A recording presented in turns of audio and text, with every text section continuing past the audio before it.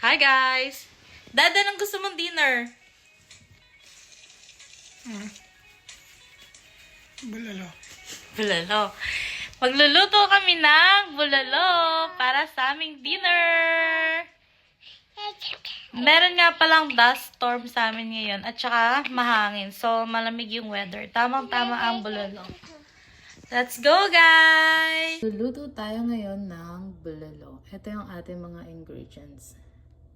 Meron tayong bone marrow, tapos yung beef natin, na may bone marrow din. Kailangan natin ng repolyo, ng bok choy, onion, onion leeks, at saka corn. Ayan. Tara, magluto na tayo. Ang unang step sa pagluluto ng bulalo, kailangan nating pakuluan yung ating beef sa tubig lang. Ginagawa natin yun para luminaw yung sabaw. Kasi yung pinagkuluan nito, itatapon natin. Tapos yung pangalawang paglalaga natin, yun yung gagamitin natin sabaw. Kailangan natin matanggal yung mga dugo-dugo na yan. Pag pinakuluan mo kasi matatanggal yan. Ayan na, lumabas na yung mga dugo-dugo sa sabaw. So ngayon, ang gagawin natin, babanlawan natin siya, tapos lilinisin natin yung meat para matanggal yung mga itim-itim na yan. Pagkalinis natin sa ating beef, lalagyan natin siya ng mainit na tubig para sa bagong pakulo na to. Ayan. Yung sakto lang nalulubog siya. Tapos, maglalagay na tayo ng onion at saka yung onion leeks, yung ilalim ng onion leeks, yung white. Sama natin sa pakuluyan. Maglalagay din tayo ng pepper.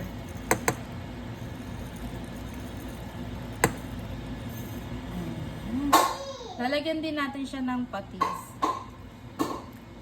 Ayan. Ito yung patis na gamit ko. Ayan.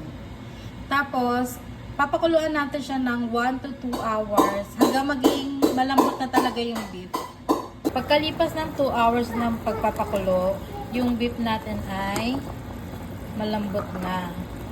So, ngayon, ilalagay natin yung mga bone marrow. Ilalagay natin yung mga bone marrow.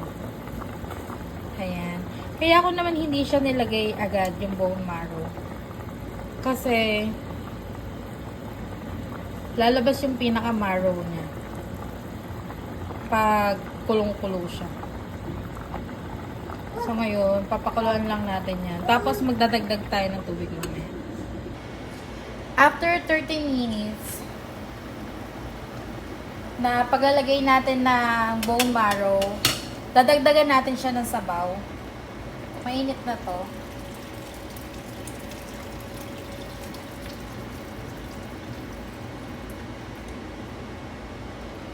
Ayan, okay na yung sabaw na yan.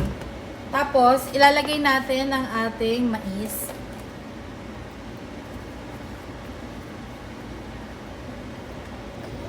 Maglalagay tayo ng isang beef cubes.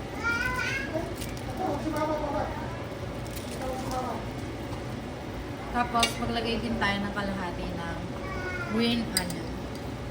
Onion leeks.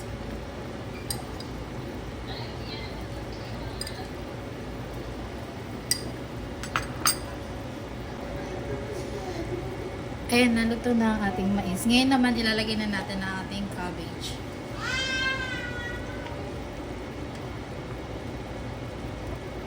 Ilalagay lang natin sa isaas.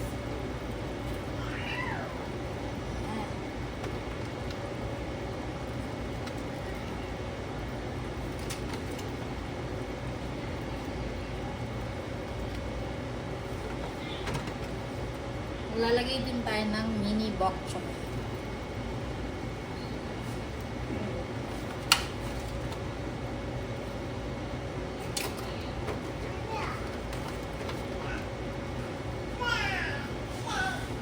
Tapos, tatakpan natin.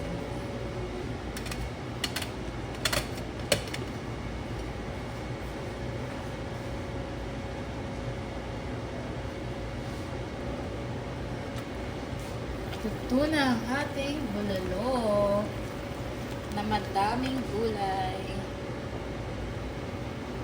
Ayan. Malambot ang ating bulalo. Kain na guys.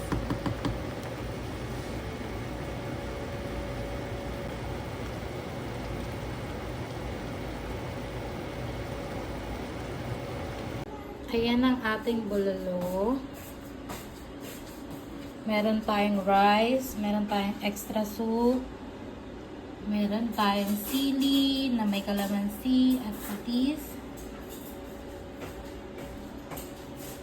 Ayan. Kainan na guys. Gianna, kain na? Nam-nam? Nam. Yes, seryoso si Gianna. Gusto na kumain. Masama ka na.